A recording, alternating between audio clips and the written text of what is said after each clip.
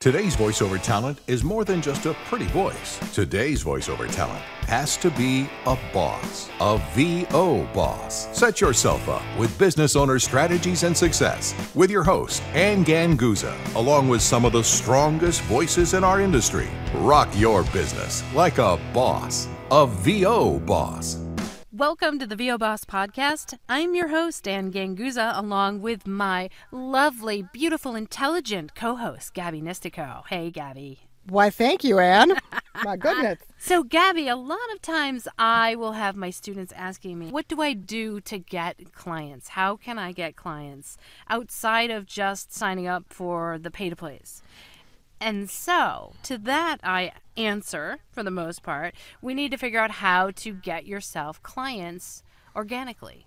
So today's topic is going to be talking about how to mine the web for potential clients. Ooh, I like it. You know, one of my hobbies, one of my favorite things to do is actually to go dig and mine for gems and minerals, right? So I love that. You gotta dig, people. You gotta dig deep. You gotta get in there. And you've got to work hard, and then, you know what? It will all pay off with a beautiful gemstone or a beautiful Sometimes client. You gotta get a little dirty, though. It's a little work. I'm telling you. You got to get your hands dirty. A little bit of work. You do. But it's sure. okay. It's worth it. I love the analogy. Where do you suggest people start, oh mistress of the web? Well, where else is there but Google? Honestly, Google is the most wonderful thing. I've always been a Google girl. And so if you are on the internet and you're not on Google, what? I don't understand. Like, that doesn't compute in my head. How do you not exist without using Google to search and find things? Can we legally change your name to Ann Ganguggle? Ann Ganguggle. Is that possible? Ann Ganguggle. It doesn't have the nice Italian ring to it. Ann Ganguggle.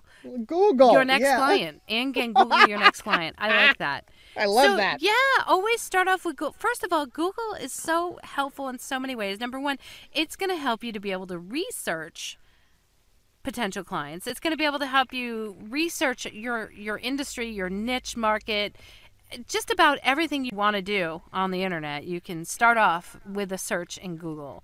So mining the web for clients, I think it all starts with a search on Google, number one, to help you to understand your niche market better, understand who your client is, what they do, and what their needs are. That's number one. But what's the way to narrow this down? I mean, people get so overwhelmed with web searches that it feels like they just don't get anywhere. So I think people get lost with, like, what do I do? Do I start with a geography? Do I start with a particular area? Like, what do they do to kind of keep it from being just this overwhelming, show of searching? Well, I think you can organize your searching for sure. Number one, I think it's got to be abundantly clear what market you're looking for. So, for example, if you're looking for clients, if you happen to be good at I can talk to narration, right? Corporate narration or explainer videos or telephony, whatever market you're going to, start off with a search for that. Just do a Google search on explainer videos to find out what ones are out there. Make sure, or YouTube, right? Go to YouTube, search for explainer videos, or search for, companies that you think fit your brand. And then see if something exists already and go ahead and research it. Check out the company, look at their webpage, see if their brand is matching something that you think fits your brand as well and that you might be able to serve well, to find out if they use voiceover to help, sell or advertise their brand. So this method that you're talking about is very specific to directly accessing a client, to going straight to them, right? Yes. Which I love. There are things that you need to keep in mind for directly contacting a client. And number one is that you have to kind of have that back research done on them, or that prior research done on them. Because if you were to send them, let's say, an email touting your services, you certainly don't want that to be put into the spam folder. Right. So you have to be really careful. There's kind of a technique to that.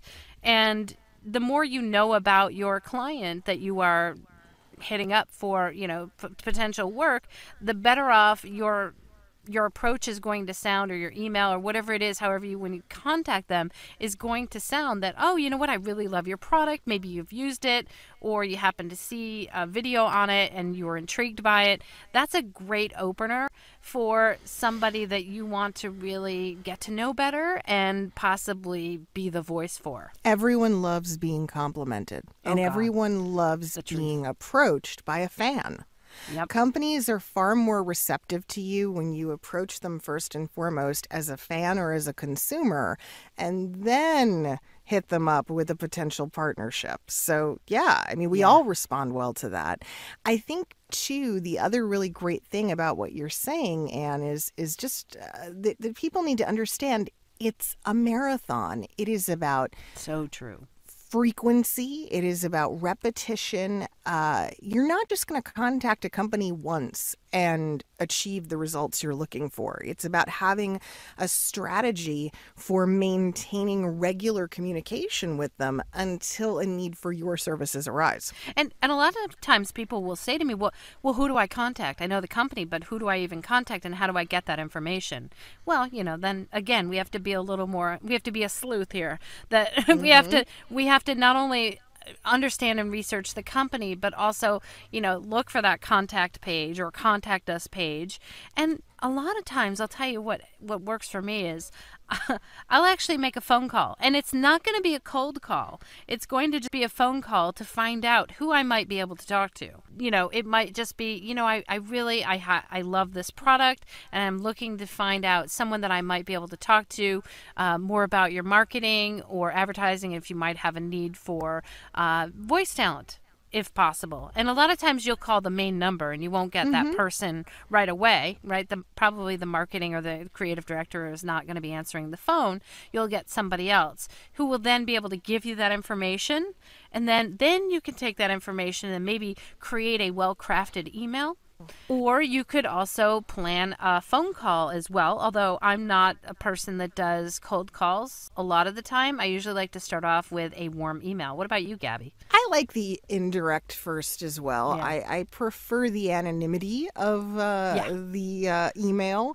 That being said, I'm not opposed to picking up a phone. If I really think that I have the right contact and the right person and I'm enthusiastic about calling them and I don't feel like I'm making a sales call, I will absolutely pick up the phone. Make sure that you're prepared, though, before you pick up that phone, and you know who you're going to talk to, especially if you're excited about it and you're enthusiastic about it. Number one, that's going to be because probably you've researched the product and you've got something good to say. And again, that you so eloquently said in the beginning of this podcast, how people love to be complimented. Especially people that, work for companies that have great products. They like to hear from people that their products are great and that they've done a great job, especially if you can make it personal to them. Oh, you've done a great job advertising this product. By the way, I used it and I really loved it. And I love how you showcased your product in this particular web video that I saw when I was on your web page. Something like that. That really would speak to a person on the other end of the phone in a great, I would love to get one of those phone calls that just basically said how wonderful I was and what a great job I was doing. And the fact that you can offer something to help them, maybe advertise it, maybe not better, but you want to think, of course, your voice is going to make it better, but you're not going to say to them that they could even, they could be better with your voice. You want to phrase that a little differently, but something that could enhance and complement what they're already doing. Sometimes what you're able to say, though, is that, us working together could definitely help you to reach the right folks, reach the right audience, achieve what you're looking for.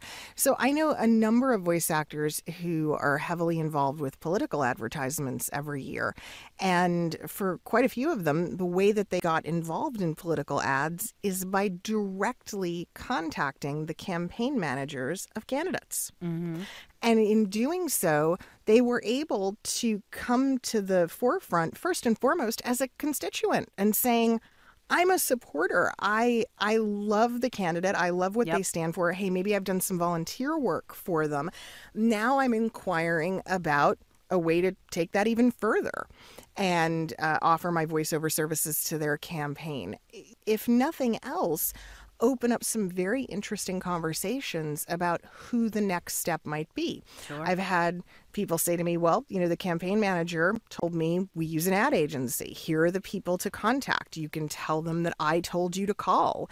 And it opens up a whole nother door. And that's what's amazing when you take that approach. And it really does take the ick out of the sales call out of the equation. So start with companies you like. Start with businesses you support, with services that you like. And don't think local, guys. Don't think small. Think huge. Think big. Yeah. Or think small. And I know that there's a lot of local businesses that like to support other local businesses. And so sometimes that's an approach that you can take if you are searching local for businesses, or, maybe the local chamber of commerce, which is always a great place to start to get to know people, especially because small businesses like to deal with other small local businesses. I think that's a great approach. It is. And one of the methods that I like is to approach your web mining and your Google search not as a voice actor, but rather as someone who is trying to hire a creative team or a creative group. So, for instance, if you were a corporation and you needed to create a training module for your employees, who would you hire? Who would the team be, the company be that you would approach to say, hey, how do I turn this into what I'm looking for? And sometimes taking that approach helps you to open up a whole, again, different stream of business, because you're not thinking like a voice actor anymore. You're thinking like the end consumer. Sure. And that's what's great about that, Gabby. I love that, is that it's going to connect you with a lot of, let's say, production companies, exactly, which are the middlemen between the client and the end product, which are going to do the videos. They're going to create the videos. They're going to create the content, and incorporate that audio into it, which is fabulous.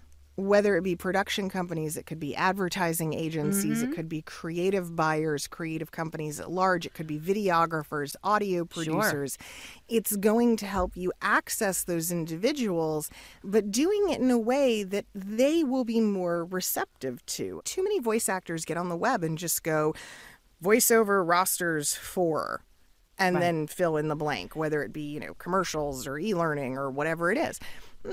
That's not always going to get you where you want to be. Or if they're searching for companies, right, and they're mining the web for companies, then they're going to send a generic email to, the creative director without necessarily knowing as much as they could about who they should contact. So I think that most people go at it at one level. They don't go deep enough into it in order to be effective. And so therefore when they go and they say, I did that, I went and I looked for clients and I didn't get any response. Well, a lot of that is that you probably didn't go far enough or in depth enough to find out more about the company and how you might be able to serve them.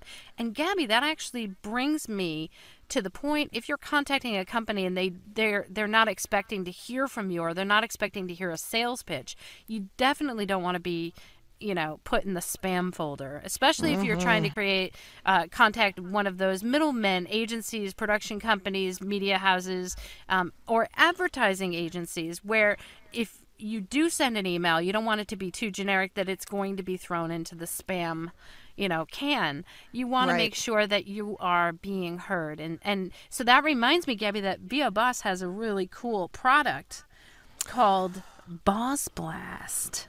Yes. That actually has permission-based client list that we can draw from in order to send your marketing to, which is a huge, huge, huge thing. Because the number one reason why you may not be able to get in touch with other people directly is that you have been put into the spam filter. And you want to make sure that you're contacting people who are ready and kind of understanding that they might be contacted by people like you in order to help them serve their business. Well, they've opted in. They have literally Mm-hmm. said, yes, I want to hear from this type of service provider. And in our case, it's voiceover actors. Yay. Yeah. So just to let you guys know that we do offer that service. In addition to your own mining the web for clients, we do have a service at B.O.S. that has a list of over 90,000 opted in creative buyers who Yeah. are actually expecting to hear from creative voiceover talent such as yourself. I also think, though, that part of what makes something like what we're doing with B.O.S. Blast so impressive is how we can really target and hone in to very specific types of industries, very specific types of people. It really makes that whole process a lot more streamlined. So we are able to take those 90,000 people on that list, and we have specific industries and specific markets that they are looking for, whether it be commercial or automotive or whatever it might be. We're able to tailor the marketing blasts to that specific portion of the list, which I think is half the battle. We literally tested it on ourselves because how could we not? We kind of owe that to you guys, you know? Yeah. And We gotta it's make kind sure of a it cool works. thing. Yeah, Yeah. exactly. So just so you know, we've already got that access, something that you don't have to worry about. We design the template, we send out on your behalf. We actually work with you 2 times. Both Gabby and I will have an initial consult with you to figure out what brand, what market to send your blast to. We actually create the blast as well for you. We send it from our very own email servers, so you don't have to worry about being blacklisted as if you're sending out to a lot of people. And we send it out from our servers. We're able to find out, how many people after that blast has gone out, how many people have opened your email, and how many people might have clicked a link to maybe go listen to your demo. So we've got a lot of great stuff in place. It's taken us a good 4 months or so to put this product in place, and we're really excited to talk to you guys about it and to have you start using it and have you start being successful with it. And understand that when it comes to the whole topic of web mining and finding your own clients, it's a combination of efforts, right? It's your own, and it's using services like us, and it's putting those efforts together to make a sales plan, not simply just one exclusive method. I mean, it's kind of the problem we see industry-wide, right? It's where we started. Everybody says, how do I get clients outside of pay-to-play? That's the biggest question. Yeah, that's the first starting How do I ground. get clients? Stop putting your eggs in one basket and start spreading it around a little. So if you guys want to know more, you can simply go to VOBoss.com and take a look in the shop area for the B.O.S. Blast, and it will explain to you. We have lots of great options. You can specify markets that that blast is going to go to. You can specify your own industry, whatever market you want to go to, and Gabby and I can help you to also determine that as well. What would be the best market to send this to? You can add on other local markets, regional markets, major markets, just a ton of options to create the best list for you. And while you're on B.O.S., make sure to get in touch with us. Tell us about some of your sales tactics, the things you like to do to mine for clients. We've got this great voicemail feature where you can actually leave us a message and be featured on a future episode. Please do. Please do. We love to hear from you guys, and we like to answer your questions too. So if you've got a particular question that you want us to answer in our next podcast, it could be yours. Get in touch with us via Facebook, Instagram, YouTube, and through the website. And of course, please make sure to subscribe to us on iTunes and Stitcher. And big thanks to our sponsor, IPDTL, for our quality connection and recording. You too can record like a boss at ipdtl.com. Thanks for spending another week with us, guys. We'll see you later. See you soon. Join us next week for another edition of B.O.S. with your hosts, Ann Ganguzza and Gabby Nisterko. All rights reserved. Ann Ganguzza voice talent in association with 3 Moon Media. Redistribution with permission. Coast-to-coast connectivity via IPDTL.